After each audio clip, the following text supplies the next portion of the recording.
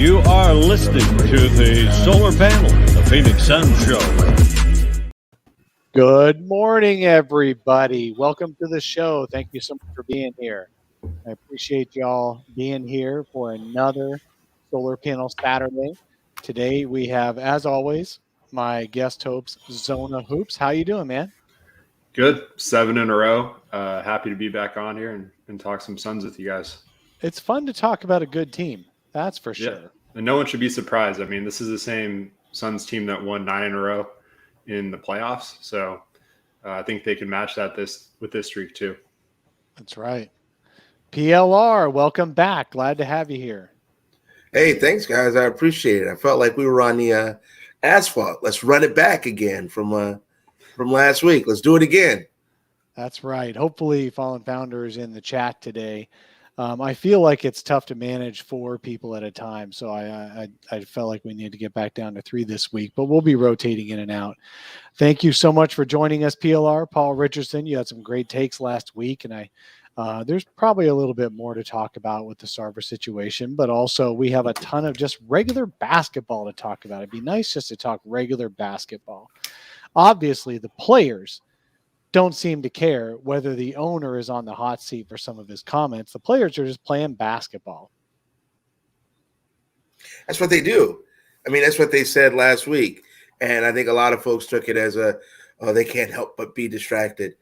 These are pros. They control what you can control, as Chris and Devin both said in that press conference. So they ball out. That's what they do. Let's say they didn't ball out, right? Then what happens? It doesn't help them. So just do your thing. Do your thing. That's right.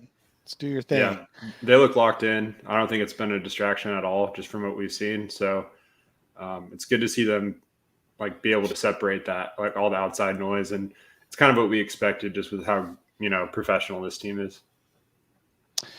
Yeah, it all starts with Monty Williams and Chris Paul. And Monty Williams was basically, let's show some patience and wait it out.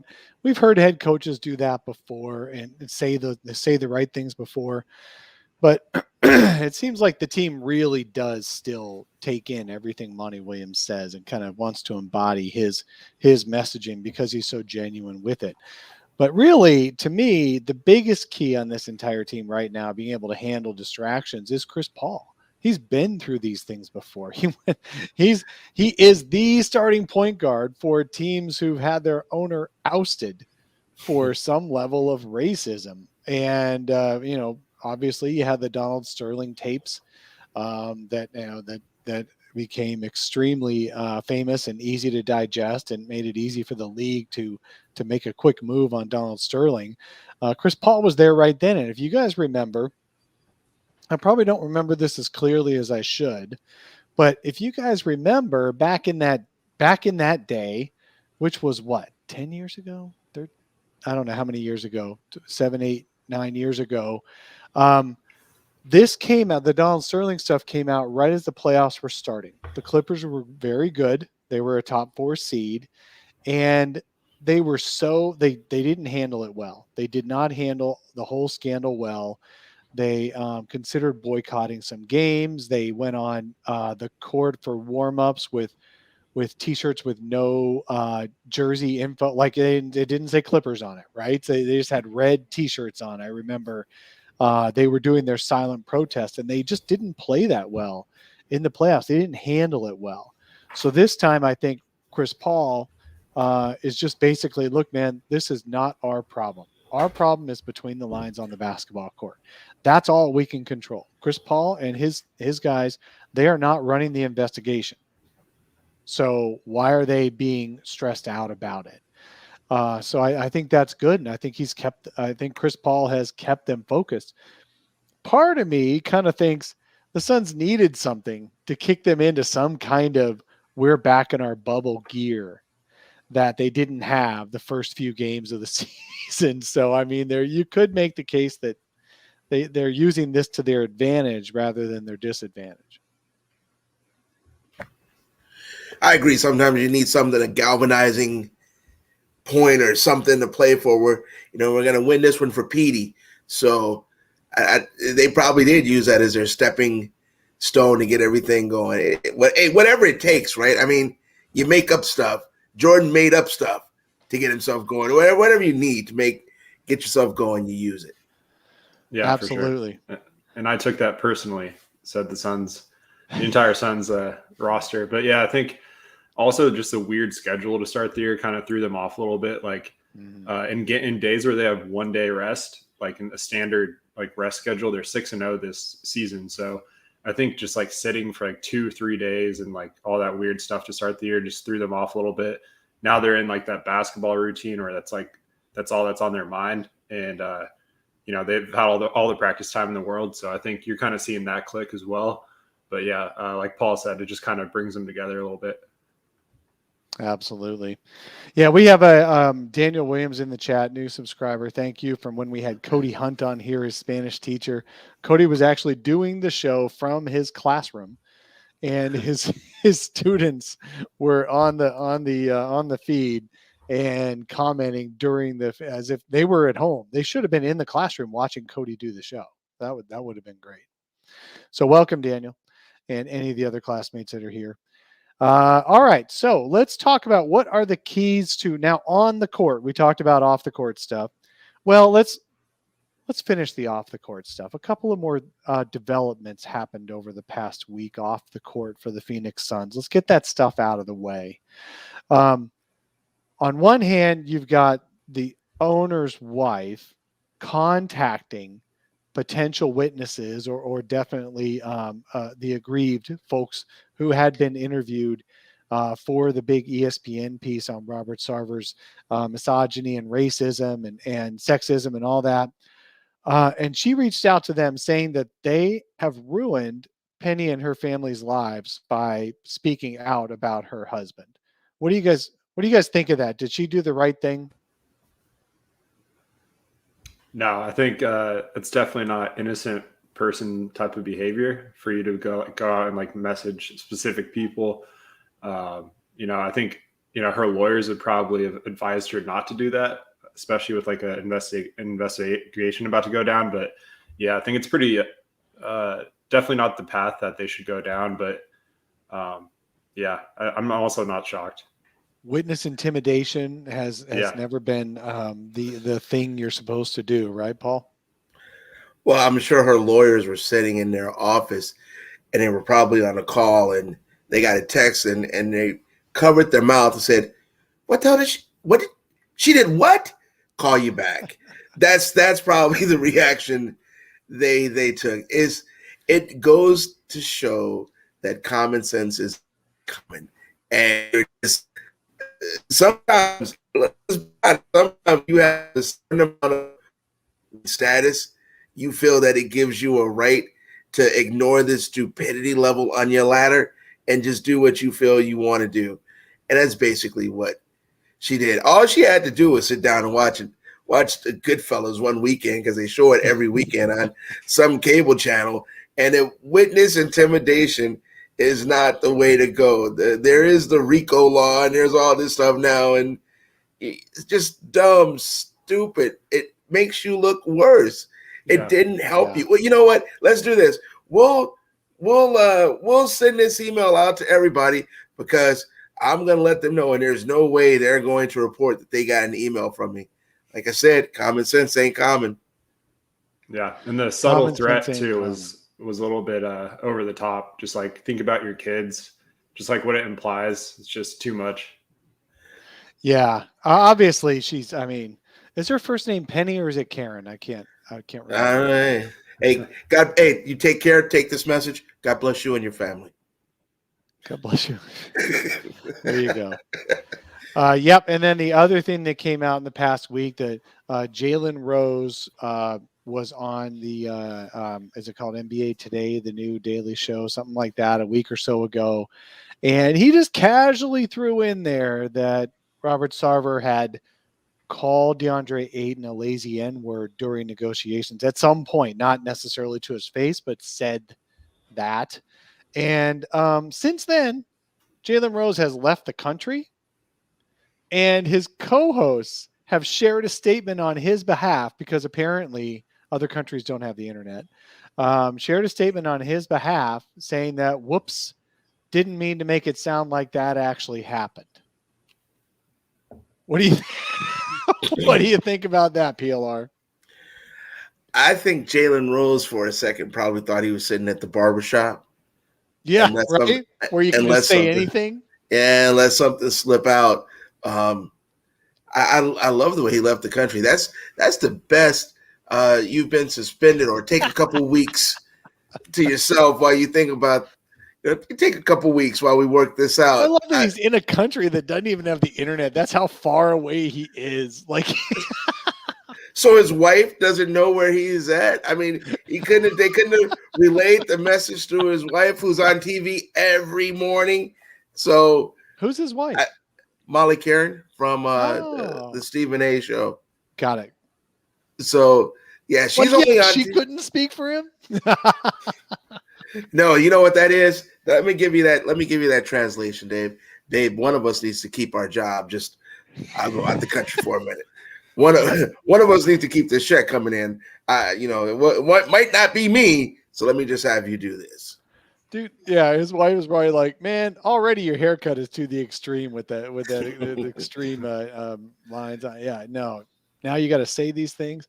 Jalen has always had. It is funny, not funny, but there is connection that the people who are speaking, some of the people who are speaking out the most, are ones who really did not end their experience or have great experiences with the Suns. Earl Watson.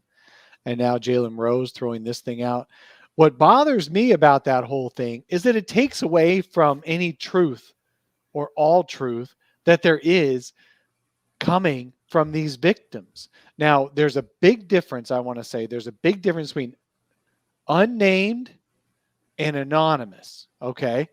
We have to find out, the NBA, being we, has to find out the difference between unnamed and anonymous sources.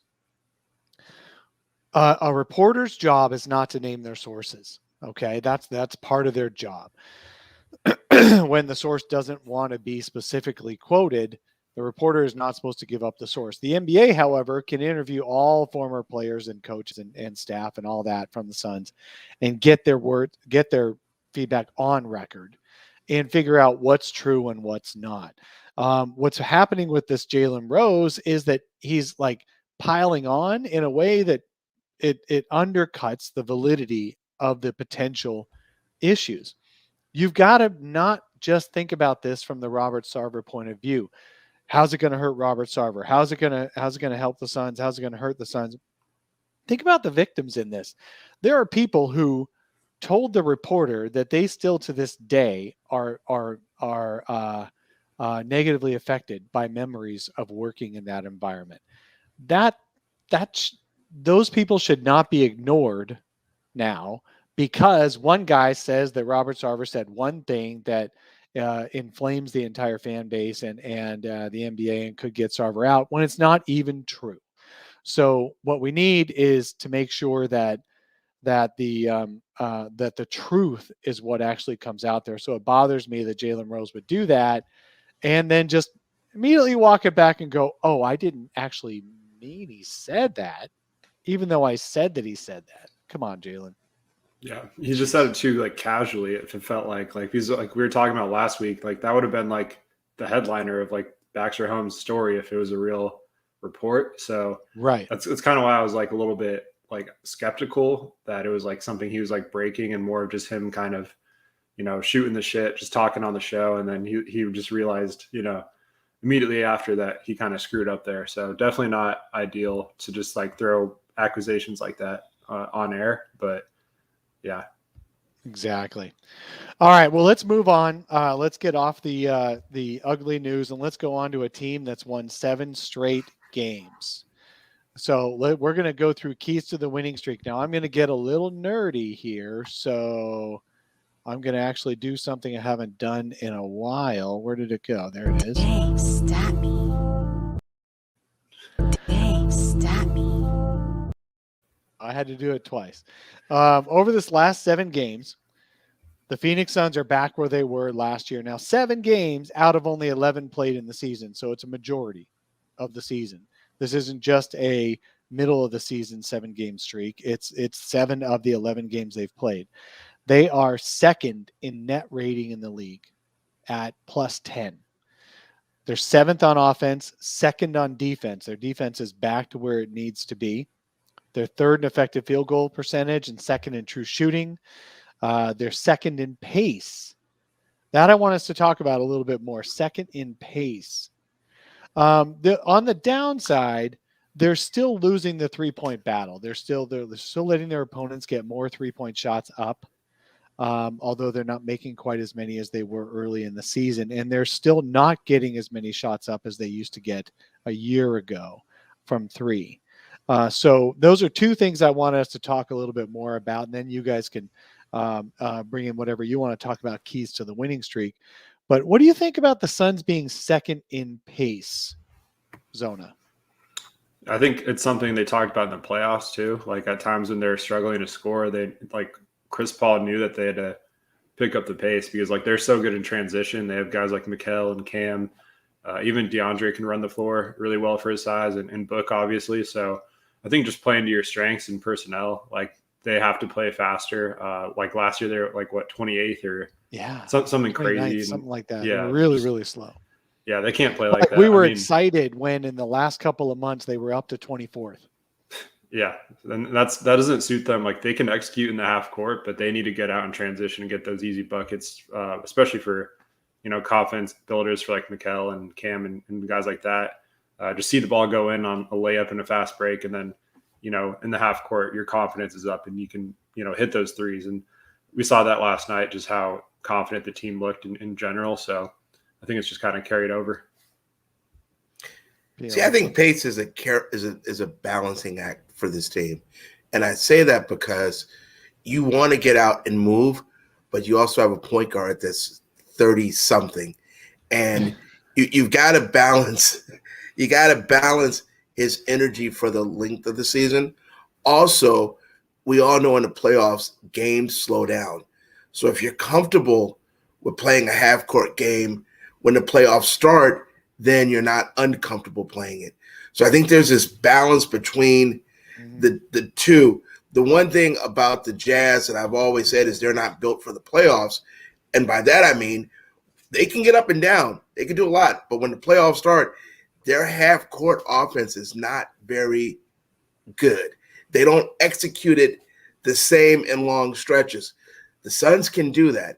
So I'm always careful with pace. You want to keep, like Zona said, you want to keep Mikal and Cam and those guys going because you got the young guys out there. And I call that the campaign pace. When he's out there, let's get up, put the sideline, let's roll. When Chris is out there, let's slow up and death by a thousand cuts because we're going to slice you and dice you in this half court and kill you with this mid-range. So even though I look at pace, I want to see the flow of the game to just know that they're doing what they need to do. Yeah, I wrote an article earlier in the week on brightsideofthesun.com. You all should go check it out. It's the best Sun site out there.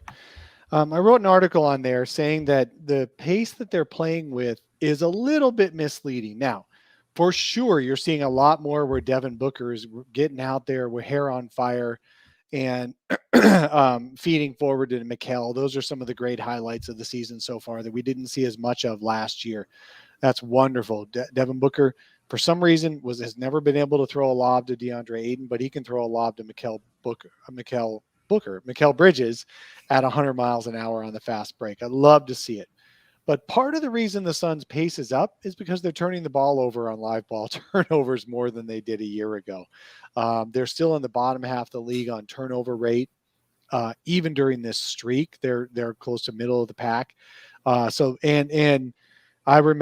remember that last year, Chris Paul and Cam Payne were 2 of the top 10 in assist to turnover ratio in the league.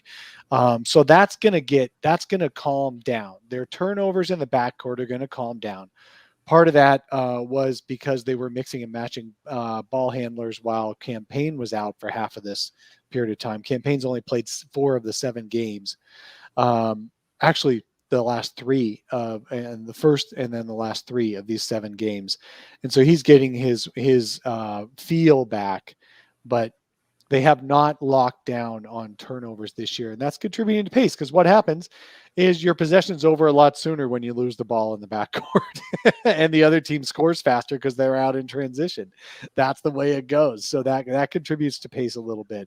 I expect by the middle of the season, we'll be back to middle of the pack on pace. It is nice to see them getting out for free points, though, more often than they did a year ago, and I hope that keeps up for sure. But I thought second in pace was really curious, considering you got a 36-year-old point guard, and Chris Paul doesn't appear to me. I mean, it appears he's getting the offense started earlier, quicker than he did a year ago. There was a lot of watching the ball roll last year to midcourt. There's a lot of really slowly walking up and barely beating the 8-second mark to cross midcourt that we're not seeing this year. So that part is good, but Chris Paul's not running. I mean, he never has been a runner. So that's really good. And I think they're still going to be great in the half court because they know how to execute on that. So adding a little bit of pace is really helpful. The other thing that's still interesting is the Suns losing the 3-point battle. Now, some of this could be just other teams are desperate, but really I think the Suns are just you should not be at a 3-point deficit every game, and they still are. So PLR, what's your comments on their 3-point, offense and defense? Well, the shots are starting to fall. I'll go offense first. Their shots are starting to fall. They're starting to get a rhythm. And I'll be honest with you, I think a lot of it has to do with campaign, because he gets out there and he's push, go, and you're running to spots and you're not trying to execute getting guys free in the middle of an offensive set. So I think that's helping a lot. And defensively, I know I'm going to say this like an old school 12U coach, contest the freaking shot. And I think that's something that they've done a lot better. We still visually have that first Portland game in our mind where they were just shooting threes like layups because no one was out there. But the Portland game the other day, they actually contested shots. And if I remember correctly, I'm not the stat geek with certain things, but I think I remember Portland not shooting well at all from the 3-point line. And the Suns were out there contesting a lot of shots. I know it sounds simple, but an open three and for an NBA player and a contested three are 2 totally different shots. So I think that's going to flip. It's just you got to dig yourself out of the hole for it to flip. Yeah, and right now they're at the bottom of the barrel in 3-point percentage. I think they're like barely like 31%, which is like 28th in the league. And last year they were kind of towards the average, like around 34, 35%.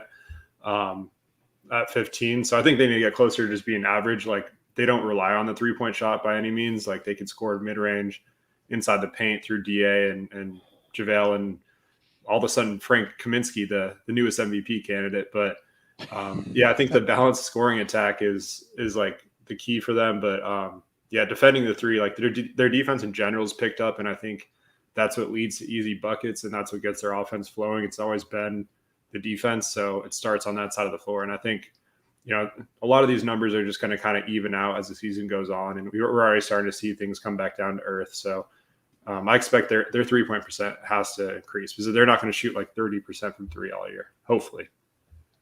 Yeah. And just real quick, I'm sorry, 7 for 30. Yeah. Portland shot 7 for 30 the other night. That's 23%. So compared to the first game where I think they shot 107% against the Suns, things are gonna start to even out. You were looking down. Did you do that in long division by hand? The 23%. Is that what you... No. I just looked at. I had to look down at my my phone real quick where I had to stat. Long division. They don't even figure out that do that. They don't even do that anymore. They use they use some whole new type of math. My 10 and 11-year-old are always like, "Dad, you can't do the math problem like that." And I'm like, what the hell? This is the way you do math. I'm not going to sit in the middle of a store trying to do some factor divided by the number. Man, you better add those numbers the way I just showed you how to add those numbers. Learn both ways. I don't have time for that. But no, 23% they shot, 7 of 30. Yeah, in the last 7 games, they're up to 36% on 3-point shooting, so they are getting better, getting back to normal. 36% is traditionally league average on threes, so they're still not doing great. Cam Johnson can't hit a three for the life of him unless it's completely wide open and in rhythm. So he's going to get better. And Campaign was out, and that did actually. Campaign takes a lot more threes than obviously Alfred Payton ever did. So that helps the 3-point attempts. But I think you hit on something, PLR, and or I'm sorry, maybe it was Zona, but on JaVale and Frank being suddenly paint guys, they're getting more points in the paint than Dario used to. I think Dario's rumbling, bumbling, stumbling points in the paint. As wonderful as Dario is, he wasn't a regular in there to get points a year ago, and now you've got JaVale and Frank who are regulars. Now, even with DA out, they're still doing pretty well in the paint. That's for sure. So, yep, the Suns are they're back to who they were a year ago. Basically, is the takeaway here. The 7-game winning streak is a little bit of product of their schedule. I thought the Memphis win on Friday night was huge in terms of, look, man, we can beat anybody anywhere, because Memphis is always a tough get, and it was in Memphis. So I thought that was a big win. The Portland win was a good win, although Portland's 0-5 now on the road this year. So I don't know about how good a win that was against Portland. And the Sacramento win, you never know what you're going to get with those guys. Those guys are a bunch of Forrest Gumps, chocolates in the box. But I think this Memphis win was strong, and that was good. It could be that Memphis just had an off night, but you know what? They tried not to have an off night. I really feel like they tried hard in that game. They couldn't get their shots to fall, but a lot of that was the Suns contesting every shot that they took. And man, let's move on to the next quarter. The next quarter is role players stepping up, because the first guy I want to talk about is a dude who finally stepped up for the very first time all year, and that is Abdel Nader. We went from wanting Abdel Nader to never, ever step on the court again to suddenly now he is blocking Ja Morant to the point where it's how many jump balls did Abdel Nader grab? Because he just put his hand on the ball, holding it down, because Ja Morant was doing his whirly dervish stuff. And Abdel Nader made a couple of threes. He actually made a layup or two, which was pretty nice. All of a sudden, he looked like an NBA player. What do you think about that, Zona? Yeah, I mean, he's looked a lot better even before this. Like the last 2 games, I would say he's started to look to the point to where it was like you don't want him off the court every time he comes in, which is progress. And then he kind of put it all together this Memphis game. So I think by far his best game, and kind of showed that he deserves a shot in the rotation if he can continue to play like that. We need to see it more consistent, obviously, but got to give him some credit because we were pretty harsh on him early in the year. So always like when someone proves us wrong. You see what love and patience does? When you love someone as much as Monty loves him, and you have patience, and what did the Philadelphia football coach say? When you plant that flower and you fertilize it and you wait for it, and everybody has a hand in the fertilization, that's what happened with Abdel Nader. It was just love and patience, like a Krabby Patty, done with love.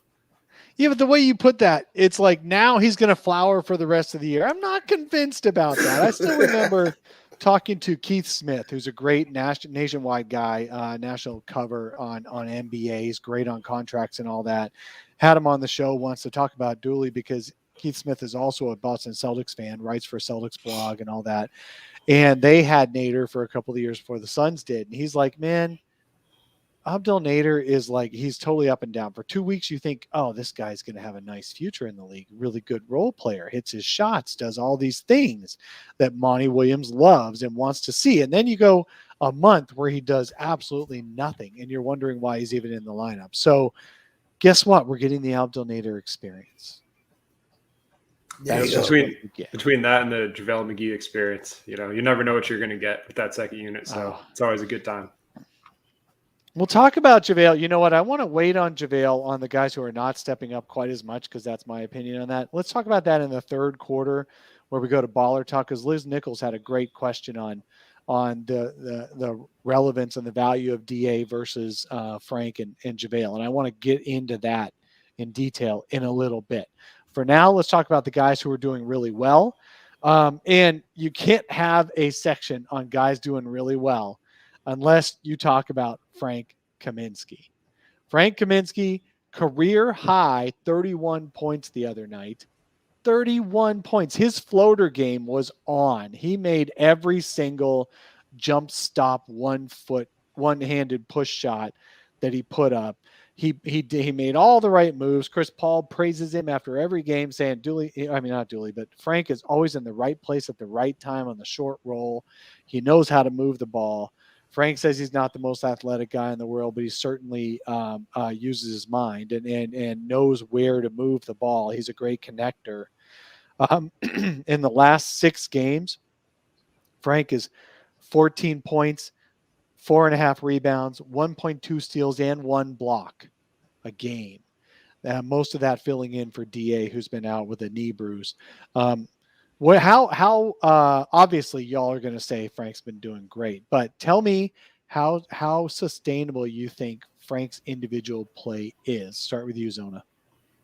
Yeah, it looks like Wisconsin Frank is in the building. So he's been great. He's done everything he's been asked to do and filling that Dario role almost better than Dario, which is crazy to say. But I think defensively, he's looked a lot better this year too. Like I remember during the offseason, there was some stuff like him working on his lateral like movements and like sliding and stuff like that. And I think you can kind of see that he looks a little bit quicker guarding. Obviously, he's not going to block any shots, but just being in the right place at the right time. Stepping up in front of guys, and like obviously he'll have like a lapse here or there, but defensively I've actually thought he's looked better. And then offensively, I mean, he's just making all the right plays. Him and Mikal have this weird, like really good chemistry where it seems like their brains are like connected, and he just finds them on every like backdoor cut you can imagine. So the passing is huge. I think just the finishing has been a pleasant surprise, and the confidence is going. So of course the three is going to fall. So I think, is it sustainable for him to keep playing like he's Larry Bird? No, but I think he will at least be able to carve out a decent role and give him productive minutes for the foreseeable future. I don't think it's an accident that Monty came out after the finals and said, I should have played Frank more. He's just a basketball player. I mean that in the most complimentary way. If you need Frank to sit for 3 games, he'll sit for 3 games. If you need him to come in and spell you for 3 games, he'll do it. If you need him to start, he'll do it. He is the professional's professional. And he is not a guy that's going to get in the game and say, I got to get my shots up or I got to get this. He does whatever the flow of the game dictates him to do. And he scored 31 the other night, but let's be honest, the first 12 kind of snuck up on you. It's like you look up and you're like, oh, wait, he's got 12 points. And you look up, oh, wait a second. This is starting to add up. It's not a flashy. This is what's needed for me to do. And that's the one thing about Frank that I've always liked about his game. It's not a look at me game. It's I'm going to do what's needed. That's the guy that's in the league at like 39 or like out of Wisconsin in his 17th year. You're like, what? Is it been 17 years? You started counting back in your own head, but that's what he brings to the Sun, just a professional player. And there's something, a video I took, I want to say it was like 3 weeks ago, a game he didn't play in. I think it was a game, or 2 weeks ago. It was a game before Deandre got hurt. After the game, he's out there shooting threes, shooting middies, shooting all this stuff. And I was like, crap, after the game, why is this guy out here? He didn't even play. Maybe he's just trying to get a good lather up. And that's just a professional staying ready. I didn't get shots in the game. I got to get my shots up and stay in rhythm. So when Frank does things, I'm really not surprised because he's just a pro. That's Frank. And it's good to have a team with a guy like that on it. Whenever you call his number, he's ready. Yeah, he's another guy I wrote about this week. He deserved an article, to cover him on Brightside. He was people forget that he was the National Player of the Year, the College Player of the Year back in 2015. That was only 6 years ago, where he was the National College Player of the Year. He in 2014 and 2015, he had great NCAA tournaments. He helped Wisconsin get all the way to the championship game in 2015. He was a sought after number 9 overall pick in the 2015 draft. He's got skills. He's always had skills. His big problem, offensive skills, and he can shoot the 3 and all that. His big problem has been holding up defensively, because was he strong enough to be a center, and was he quick enough to be a forward? And the answer was no in both places. So he always had a tough time actually proving himself and staying on the court for longer stretches. And so I think he's found a comfort level with being a small role player, always ready and always ready to go. And B, he's actually leaned into, look, you know what, if I'm going to be out here, I'm going to have to be a center. So I've got to figure out how to hold my ground better. I've got to figure out how to slide on the perimeter better. He did a lot of work on, sliding side to side on defense. He really wants to be a perfect role player. And the way he described it about himself is, I stopped trying to prove everybody wrong, and I started trying to prove myself right. And he's such a smart guy about basketball that proving himself right is a good thing for him. So I'm really looking forward to seeing Frank play the rest of this year. And it does make me not miss Dario as much. Frank is really, really filling in on that Dario role, because we would expect Dario to be the one, if he had been healthy, to play the 30 minutes when JaVale gets into it, foul trouble, and can only play 15 minutes, no matter how many minutes you want to give him. You would have had Dario coming out and playing 30 minutes and impressing us. Now it's Frank. And it's just another feather in the cap of James Jones and Monty Williams for finding guys who can really produce in the team concept for the team that they want to put out on the floor. So I'm really, really happy with Frank that he's proven himself this year for sure. One other guy that I want to bring up in the role player section here is to talk about Mikal Bridges. I know folks want to call him a star, but really the only 2 stars on the team are Devin Booker and Chris Paul. Deandre Ayton is a potential all-star role player. I think Mikal Bridges is a potential all-star role player, certainly potential all-defense. Zona, you wrote an article for Brightside this week talking about Mikal Bridges being the best cutter in the NBA. I think that's going up today, actually. I'm not sure I published it yet. I didn't want it to get lost. So can you go through what you found when you did some research on Mikal Bridges? Yeah, so he's pretty much there's him and the other Bridges are 2 of the most efficient cutters in the league. Everyone else is a big, so that the numbers that track that are kind of, I kind of block that out because it's not a perfect stat, but just seeing his finishing at the rim, he's 81%, which is insane. That's something a center strives to shoot. Even the best centers in the league can't even hit that. So to see him at 81%, he's always in the right place at the right time. And it's not only about him scoring, it's it just opens up the rest of the floor on offense, because the reason their spacing works is because you have someone like Mikal cutting through the teeth of the defense, and then Booker ends up wide open in the corner because the defense is collapsing on him, and they just run a lot of actions to free up the shooters through his cuts. So I think it's kind of an underrated part in their offense. I would say that, and then DeAndre Ayton's gravity are the 2 most underrated aspects of this offense that kind of keep the offense revved up. And yeah, just had to give him some love because he's always in the right place at the right time. Just that Villanova basketball, just their basketball IQ is just next level. And he's just always at the rim, and you're wondering how he gets there. But if you watch him, he's always moving without the ball. He knows how to fill the gaps. So I've just been really impressed with him. And I think he's definitely one of the best cutters in the league. I don't want to take away from the views on your channel, so I'm not going to show it here because then all of a sudden you'll have those people will have already seen it. But I put in the chat the link to Zona's video on Mikal, and that way you guys can see the work that Zona put together to show you how Mikal Bridges is the best cutter in the NBA, how he really opens up the Suns offense. I thought that was a great video, and there's an article going up later on today that'll talk about that'll walk you through it as well on Brightside. So good work there, Zona. Appreciate it. All right. So that is the 3 role players that are really stepping up that I wanted to bring out today. But I'm going to open it up now to you guys and to the chat. Are there other role players that you feel like stepped up that we should talk about that really stepped up? I'll just give some more love. Go ahead. No, go ahead, please. Oh, no, I was just going to really quickly just say we need to give some love to Cam Payne because I feel like the offense just looks so much better when he's out there, and they really missed him. So shout out to him. That he's important for what they do. And like Paul mentioned earlier, just like, Chris is like the death by 1,000 cuts, and then Cam's just kind of like the energy guy that comes in and just picks up the pace. So I think you're seeing that balance kind of back a little bit, and it's really good for the second unit. I think Cam Johnson's going to start to pick it up as well, playing with Payne. So, he's been a little bit of a slump, but, it's good to have Payne back for sure.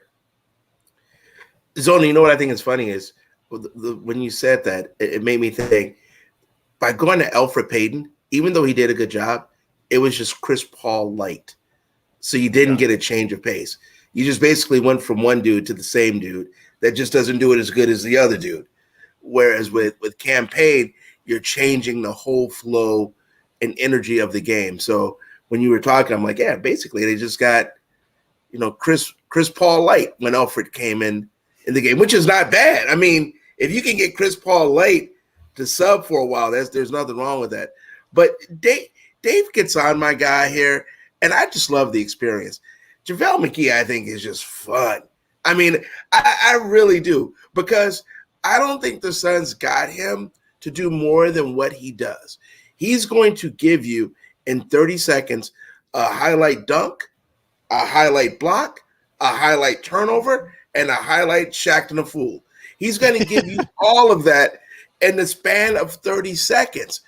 But there's something about him that's just infectious.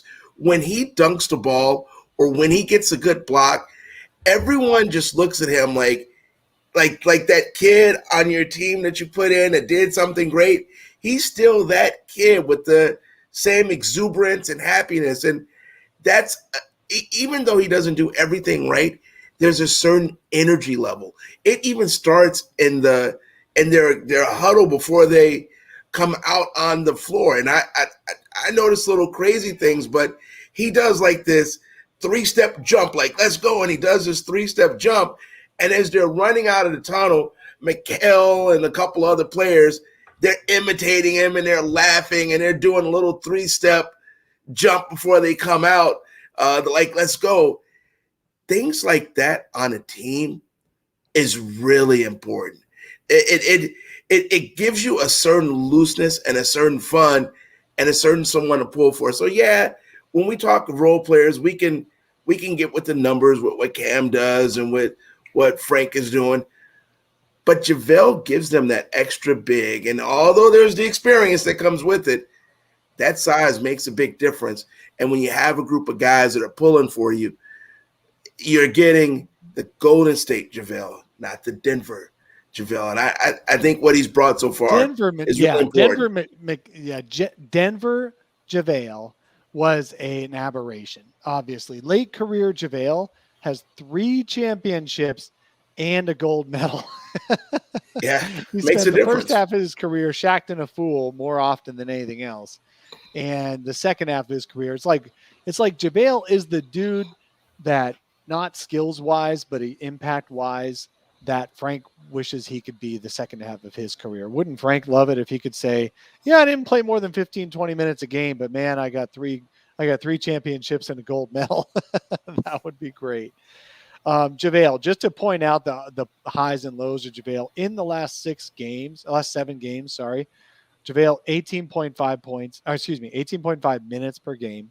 In that less than 20 minutes, he's putting up 10 points on 61% shooting with 6.1 rebounds, almost an assist, and almost a block. But he's just a plus. He's just a plus 0.4, which is one of the worst on the team in this last 7 games because it's a win streak. He's committing 3.3 personal fouls in 18 minutes on average. He's doing over a turnover a game on average. It's definitely, look, I love the guy, absolutely love the guy, but by God, if he's your only answer at center, then you're kind of in trouble. In the last 2 games, he's had at least 3 fouls in the first quarter and a quarter. And he hasn't even played that whole time. It's just like he gets 2 fouls in the first 5 minutes and then a 3rd or 4th foul in the beginning of the second. And Frank was saying, I loved his comment. He said, yeah, I felt a little tired. Talking 2 games ago when Frank came in, JaVale had 4 fouls by the 10-minute mark of the second quarter. Frank had to play the last 10 minutes of the whole half. And he's like, man, it felt like 3 hours. He said, I'd never asked out before of a game, but I was this close to asking out of that game toward the end of the half because I couldn't even hardly move again. I do feel bad for JaVale. His fouls and his play in the last couple of games has been impacted, as I think it's Ted Lubin says, is eyewear. Yeah, he's had eyewear issues because he got his eye scratched. And now it's bloodshot and everything. His blood's not, he doesn't have clear vision. And so he last night he came in trying the beach shades the first quarter. Then he came in with the clear glasses in the second quarter and then nothing in the third quarter. So, and he played best in the third quarter. So I don't know, man. He's definitely a JaVale McGee experience for sure. Yeah, and I think Paul made a great point about the energy. Like they kind of need someone like that to loosen the team up, and he just comes in and gets the crowd fired up. Dunking with authority, stuff like that they didn't really have last year. And I think the second unit could use that. So I'm really looking forward to seeing just like the second unit in general click like all at once. Like there's going to be a game where like Cam Johnson, Landry Shamet, Cam Payne, and JaVale all have it going, and hopefully they can keep it going for an extended stretch because. They're all a little bit streaky, but when they click, it's going to be a very scary second unit.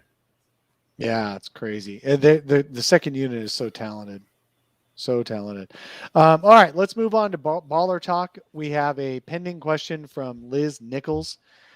This is related to our center depth. And then we have a question from Buck Dog as well that we're going to cover. That'll basically might already be covered in that section, but we'll still make sure we address it. We are talking about the center rotation for the Phoenix Suns here. Last year, they went all the way to the NBA Finals with a 22-year-old center playing 32 to 36 minutes a game and Dario Saric as his backup. This year, with Deandre Ayton having the bruised knee and Dario having the torn knee, it's a completely different center depth, and it's JaVale McGee and Frank Kaminsky now in a big role coming off the bench. And the JaVale and Frank combo has contributed to this 7-game win streak. They've played exclusively in 5 of those 7 games as the center rotation. And Liz Nichols' question is, will everything fall apart when Deandre Ayton returns from his knee bruise? Zona, go. Yeah, everything's going to fall apart, as in they're going to be the second best team in the NBA again and make a deep finals run. But no, I think it's a little ridiculous. No offense to Frank. Obviously, what he did against Portland was awesome, and he's been playing awesome. But that's a regular season game against the Blazers, who are like one of the worst defensive teams in the league. When we're talking about the playoffs and stuff like that, you're going to need DeAndre out there. Like we just remember in the playoffs last year, just how every time he went to the bench, it felt like we were just counting down the seconds till he got back. So, the regular season depth and playoff depth is a whole different animal. So. I will be interested to see how they divide the center minutes up. Like they're going to have to find a way to get Frank minutes and JaVale as well. So I think that's something to watch. But yeah, nothing's going to fall apart when DeAndre comes back. They're just going to get that much better, especially defensively. And, another thing that's kind of like sits with that is Devin Booker hasn't really been going like supernova mode, and they're still on the 7-game win streak. So I think you could do that without DeAndre and without Devin playing like the best like we've seen him play. Then I think the best basketball is still yet to come for this team. PLR, what do you think? DeAndre Ayton is look. I honestly believe that you now have the ability to use JaVale McGee and Frank based on the game. So if you're playing Denver, you can go with the JaVale because you can't let Frank guard Jokic. If you're playing a team with smalls that don't really like to, that like to stay in the paint or do whatever, you can go with Frank. So they have the perfect problem to have because they have two backup centers that do two totally different things. Mm-hmm. DeAndre is just, honestly, maybe I'm just higher on DeAndre than other people are. I love the draft pick when they made it. I thought it was a no-brainer. And I think that young big men have to grow. DeAndre is going to be awesome when he comes back. He'll be hopefully the playoff DeAndre. And no, they're not going to fall apart when he comes back. And if is it a what if they fall apart? They're not going to fall apart. This team is too talented, too well coached. They have too much pride. Nothing's falling apart. Yeah, I'll tell you how this team will fall apart. Chris gets hurt. Devin gets hurt. DeAndre gets hurt. The swine flu hits Monty, and and our GM is out of the country with Jalen Rose. If all those things happen simultaneously, the team falls apart. Otherwise, we're fine. Yeah, you guys know how I feel about DeAndre Ayton. Look, here's what the latest stretch of games has pointed out to us. DeAndre Ayton has different skills than JaVale McGee and Frank Kaminsky. And Monty Williams has figured out a way to maximize the skill sets of every one of his centers in ways that helps them look good. Like he doesn't have Frank trying to play the DA defensive role. He doesn't have JaVale even trying to play the DA defensive role. The Suns have been getting lucky, and one of the reasons they're still giving up a good amount of three-pointers and three-point percentage, because as I pointed out earlier in the show, despite the Suns doing really well in this 7-game stretch, they're still giving up more threes at a higher rate than they did a year ago. And part of the reason for that is Frank and JaVale play exclusively a drop defensive coverage where they are not trying to defend the 3-point line unless you actually absolutely try to force them to. And so that opens up switching and somebody getting open all the time on the 3-point line to take threes. The Suns were one of the best at stopping threes last year. The rules changes has helped at least Frank this year in accepting, or at least the interpretation of the rules by the refs, allowing a lot more physicality under the rim in the paint. That DeAndre was really, really good at using physicality without getting called for fouls a year ago. Now more players are getting away with using physicality without having to be as technically sound as DeAndre was and is.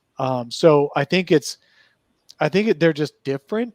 But the bottom line is DeAndre Ayton is the most talented. And I'm so I'm so frustrated with people who think a 75% or 80% talent is as good as 100% talent because then you can fill in with the other gaps. No. The better talent wins games. Better talent wins games. Let me say it another time. Better talent wins games. That's why the Suns made the finals last year, was because DeAndre Ayton is the best talent out there at center. In the playoffs, he was even better than Nikola Jokic. Just ask Nikola in the second round. The first time Nikola lost his head because he got outplayed so bad. So DeAndre Ayton is the best talent out there that you can put at center. You're going to be playing him. The Suns are not going to fall apart because of it. They are much better with him on the court. They've been good with those other two on the court, and they can be in, as Zona said, in regular season rotation minutes in early season where people aren't living and dying by every win. But man, no offense to Frank and JaVale, but they are not 35 minute a game defenders who can set records offensively as well. They just aren't. And to add to that, I think you have to look at how they're defending Frank compared to like DeAndre. That makes a huge difference because like Portland in a way was very disrespectful and not adjusting to Frank after the first half. They kept throwing the small guards on him on the switches and on the dives. They're not going to do that with DeAndre. With DeAndre, they send a help defender and there's like 2 guys on him. And that's what I was talking about, the gravity he has where he just pulls the defense. Everyone's just like gravitating towards him. So I think that's what opens up the threes, and that's another reason their own threes have been a little bit lower without the DeAndre minutes. So I think just the presence of DeAndre just opens up the entire offense. So I think with Frank, one of the reasons they're getting fewer threes up. Yeah, for sure. And with Frank because and he's JaVale, not there to pull in the defense. Yep, exactly. So I think that's a huge like underrated part about DeAndre, that it doesn't show up in the box score. It's just something that happens within the flow of the offense, and he's a willing passer too. So I think there are some things he could learn from Frank, which sounds ridiculous to say it about the head fakes and passing, that I think if he can add that to his game, it's going to make him so much better because of the defensive attention that he draws. So, but overall, he's very unselfish and he moves the ball, and it really helps with the spacing, I think. Frank is definitely a better connector. He just is. And it's okay for DeAndre to learn from that and to watch that. He should. And JaVale is a better pick and roll finisher where he's just more aggressive getting to the rim on dunks, even in traffic and when he's lost his balance. And so, yes, DeAndre Ayton can learn from these guys, but those guys can learn from him too. And the things that they could learn from DeAndre, they may not be able to do because they just don't have that level of skill on the things that DeAndre Ayton does so well. All right, our next question is from, and this is related, Buckdog asked, is this the best center rotation / depth that we've ever had as a franchise? That's tough. You got to put a little bit of thought into it. We did have Alvin Adams, although as much as I love Alvin Adams, he was really, really good his first few years, and then he kind of became an average center after that. Really good average center. I mean, lifetime, Hall of Fame level player, but definitely I don't know that we had that much depth back then. You've got the Mark West years. You've got what do we have? Shaquille O'Neal. I mean, who's some of our best centers that we've had in terms of depth? No one's been as good as DeAndre Ayton, I don't think. What do you think, Zona? I think this is probably their best depth they've had, and top end talent too. Like when you combine the two, better than Robin Lopez and Channing Frye. No offense to the guys, but and going back down the list, I think in recent history too, the center position has just been such a glaring hole for so many years. So I think as far as having that top guy and the depth behind him, this is probably their best, most complete rotation, which maybe isn't saying a lot compared to some franchises, but as far as I've seen, I think it's probably their best one so far. What about you, PLR? You have to go, when you said Alvin Adams, hell, you got to go back to his backups like Byron Forrest, Rick Roby. Yeah, this by far is the best, not just the best center depth, the best starting center. I love Shaq. Shaq is great. Shaq obviously is Shaq, but we didn't get Orlando, LA's Shaq. We got lifetime fitness Shaq. There's a difference between the two. So, yeah, by far we got the best starting center. And look, no disrespect to Rick Roby's family, but yeah, I'll take JaVale and Frank over him and Byron Forrest, who I'm sure no one on this program has ever heard of.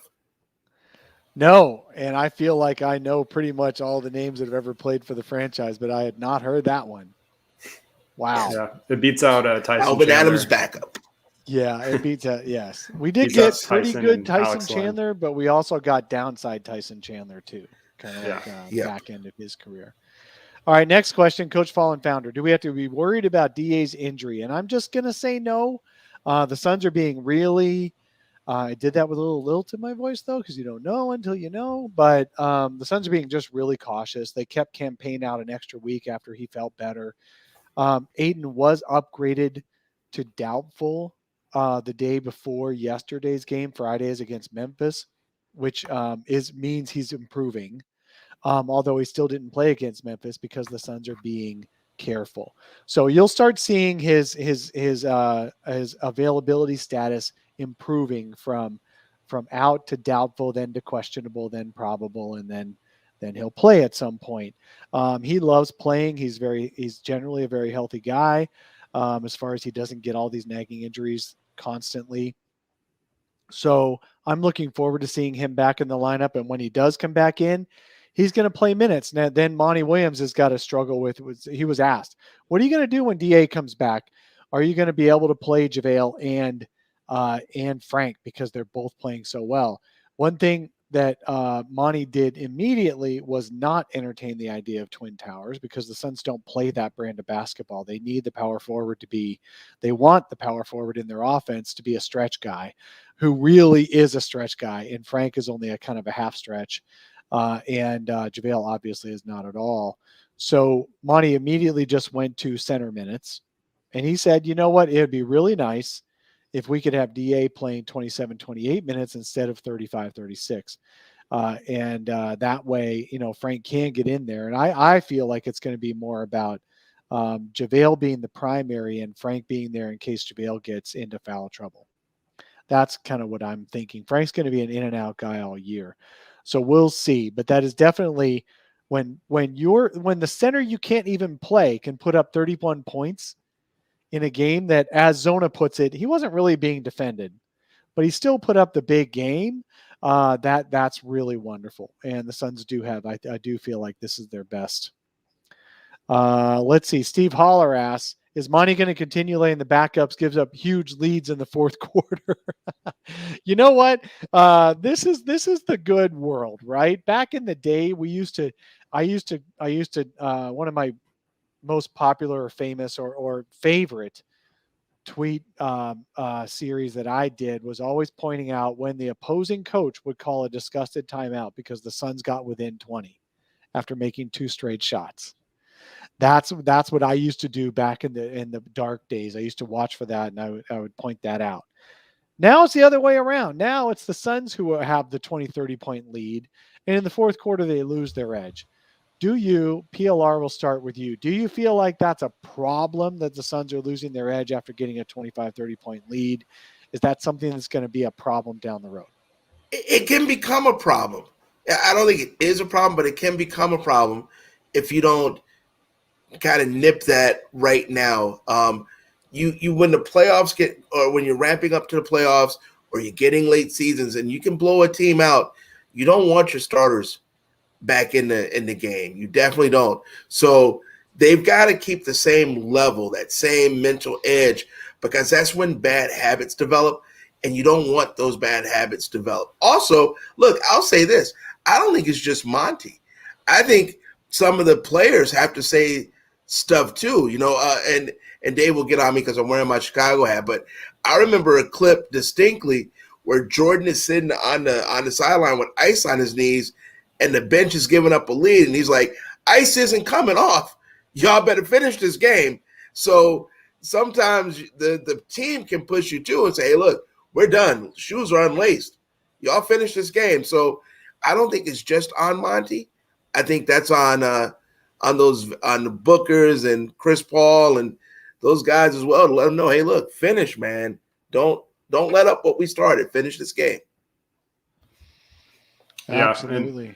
I think it was already a problem in that Kings game where, the starters were all sitting on the bench for a while and they had to come back in. That was like Booker said he thought they were done for the night. So, mentally checking out in a way and then having to come back out to close out a game is tough. Yeah, Perplex, going back to the best center rotation in history. I missed this one. Perplex pointed out Oliver Miller being in Shaq's shadow. He was actually in Mark West's shadow. That was a pretty good center rotation. He wasn't in anybody's shadow. Let's be honest. Ollie was a shadow. Good point. Good point. Oh, you guys are having a good time in the chat. That's for sure. All right, man. That was a good baller talk section. Thank you all so much for posting those comments and questions to us. Next thing we're going to do, we're just a little over an hour on this. We're going to start wrapping up. I got 2 more quickies. First one is we're going to preview next week's games. So we're not going to record again until next Saturday. on the live show. In that time span, the Suns are playing 4 games. They play Sunday at Houston, who are 1-11. They play Monday at Minnesota, who are 4-7. Minnesota just beat the Lakers by 20, by the way. And then back-to-back at home, hosting the Dallas Mavericks Wednesday and Friday. So we're just going to go a quick around the horn. What do you think the Suns are going to do in these next 4 games? Zona, what's the record going to be in those 4 games?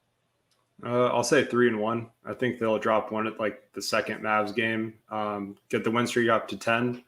But yeah, I think the Rockets game, they should be able to take care of them pretty easy. Go up by 20. Rockets make a fake comeback, and then they put them away. Like, they're just typical, like, bad team victory. And then, yeah, the Minnesota game could be a little bit tough just because they have some guys that can go off on any given night. Edwards, Towns, and D'Lo. So that could be a sneaky tough one, as the Lakers just found out. But yeah, I don't like the back-to-back, like, in the same building, like, setup. I mean, they've beat up on the Mavs over the years, but yeah, I don't know. I'm not a big fan of those, so I think they'll probably split that one, and I'll go 3-1. All right, PLR. 4-0. Ooh, love it.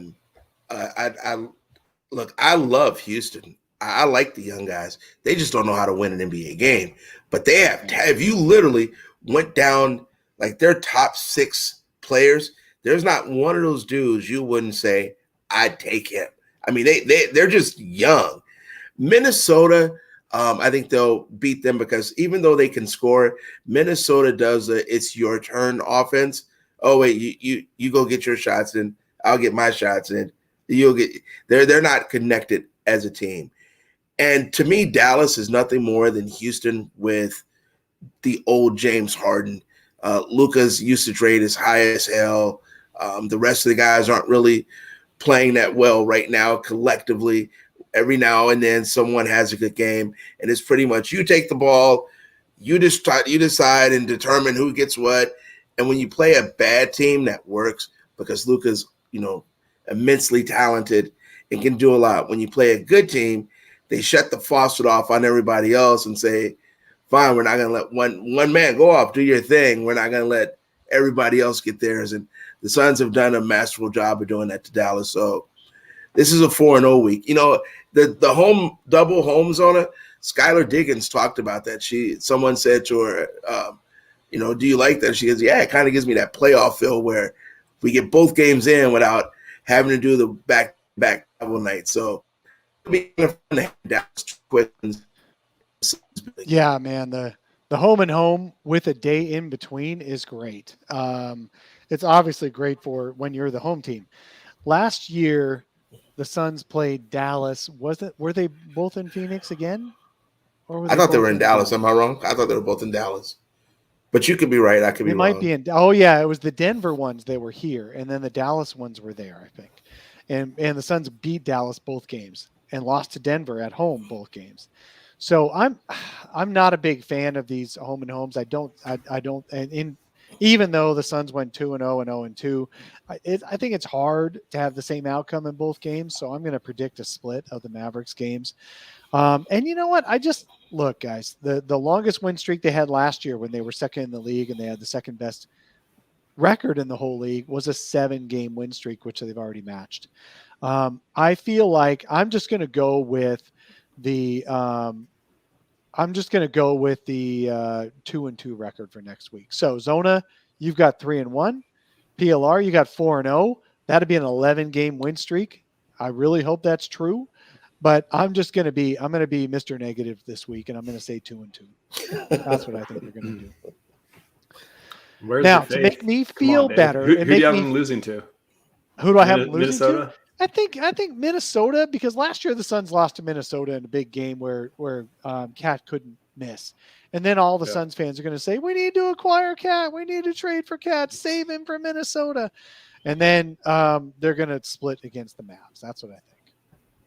Fair enough. Yeah. Minnesota, they're one of those teams that if they get hot, they can beat you. But I think the way the Suns play, they should be able to dismantle that. Yeah. Okay. So people are not happy with my 2-2 prediction. How He's great a is it Actually, that while I was 2 and 2 single, to so get said that Jay, reaction? that was my nickname. But anyway, okay, so yeah, Dave Cynicism takes precedence. Yep, I'm Mr. Cynical. Yep, that's me. So anyway, that's it. I think it's going to be 2 and 2. We'll see how we go in a week. Make me feel better though. What I want to do right now is I want to share with you guys the most important thing that I do in Suns media. I think it's extremely important that we give back, that we don't just take, that we actually give. And what we do on for my site for Bright Side of the Sun is we have a Bright Side night. We donate tickets to, in the past years, it's been to underprivileged kids. Because of the pandemic, I don't want to bring 5,000 kids to a game that could potentially get sick. So I'm not going to even deal with that this year. We canceled the whole thing last year, of course, because nobody was allowed at the games. So this year, what we're going to do is we're going to bring first responders and healthcare heroes to the game. You're going to donate. We're going to give those tickets to the people who put their lives on the line, their health on the line this past 2 years to help support during the pandemic when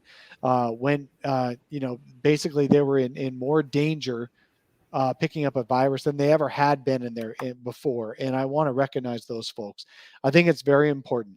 The tickets are just $11. That's all you got to do. You can donate 1 ticket. You can donate more than that. If you donate 10 tickets, you'll get some tickets to the game. All it is $110. It costs almost that much to buy the tickets yourselves. You'll not only send 10 people to the game, but you'll get 2 tickets to the game as well, or any game that works for you. It doesn't have to be that February 16th game that you're getting tickets for. If you do 10 tickets to 24, then you get a pair of upper levels. If you do 25 plus, you get a pair of lower level tickets. This is a huge, great deal for you guys. Plus, we're going to have the pregame interview like we always do. We're going to have a photo op, and you're going to get free T-shirts. John Voida has done a great design on this year's T-shirts. I'll be sharing it in a coming show as well. You guys got to do this. And you're not doing it just for yourself. You're doing it to give to others. This is your chance to give back and give back to our community, as well as getting something for yourself. Even the people who donate just 1 ticket, you're going to be in a lottery. You're going to be in a raffle to get tickets to one of next week's Mavs games or any game that works for you. So do this. Go to go to suns.com/brightside. I'm going to put the link in the chat. And I'd really like it if you guys would go to this site and donate. It doesn't cost much. You're not going to miss it. You're not going to miss the money. This is 1 trip to Starbucks that you're not going to be able to go on, and you're going to make somebody really happy. So please make a donation. Bright Side of the Sun. It's you can go to our website and find the link. You can also just go to suns.com/brightside. The full link is what I put in the chat, but it's basically it's suns.com/brightside. Make that donation. I'd really appreciate it. All right. Enough of that stumping. Let's do a wrap up. What are parting thoughts? We'll do some parting thoughts. PLR, we're going to start with you. What's your parting thoughts for the day? I want people to understand this year that vote for the All-Star game. And I'm not talking to fans. I'm talking to coaches more than anything, and realize what Devin Booker is doing this year. And I'm stumping early for this.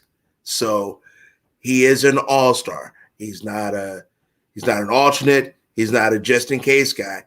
And when you look at what's going on in the rest of the league and you look at the guard position, outside of Steph Curry, I believe that he is doing more to help his team win, even on nights he's not scoring, by being allowing other guys to get off. The game Frank scored 31 in, Booker didn't hit 12 points until like 48 seconds in the game.